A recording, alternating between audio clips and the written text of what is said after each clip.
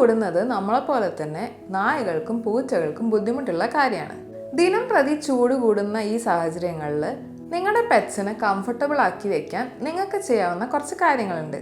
ആദ്യത്തേത് ensure hydration. വെള്ളം കുടിക്കുന്നത് ഉറപ്പുവരുത്തുക. കൂട്ടിനുള്ളിൽ മാത്രമല്ല, വീടിന് ചുറ്റും പല സ്ഥലങ്ങളിലായിട്ട് വെള്ളം വെച്ച് കൊടുക്കുക. ഇനി വീടിനകത്ത് വളർത്തുന്ന നായകളാണെങ്കിൽ പല മുറികളിലായിട്ട് വെള്ളം വെച്ച് കൊടുക്കുക. Prevent heat stroke.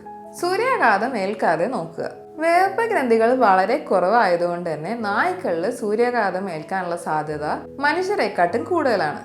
അതുകൊണ്ട് തന്നെ കൂട് വയ്ക്കുന്ന സ്ഥലത്ത് ആവശ്യത്തിന് തണലുണ്ടെന്ന് ഉറപ്പുവരുത്തുക.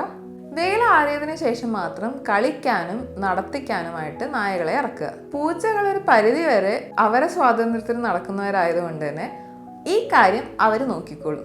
വേനൽക്കാലത്ത് ഉണ്ടാകുന്ന മറ്റൊരു കോംപ്ലിക്കേഷനാണ് ബാഹ്യപരാധങ്ങൾ.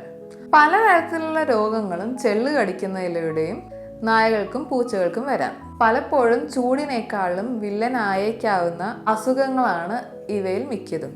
അതുകൊണ്ട് തന്നെ ഇവയെ അകറ്റി നിർത്തേണ്ടത് കൂടുതൽ അത്യാവശ്യമാണ്. വെള്ളം കുടിക്കുന്നത് എൻഷുർ ചെയ്യുന്ന പോലെ തന്നെ ആവശ്യത്തിന് ഭക്ഷണം കഴിക്കുന്നുണ്ടെന്നും ഉറപ്പുവരുത്തുക. Ensure nutrition. ചൂട് കൂടുന്ന സമയത്ത് ഭക്ഷണം കഴിക്കാനുള്ള സാധ്യത കുറയുന്നത് സ്വാഭാവികമാണ്.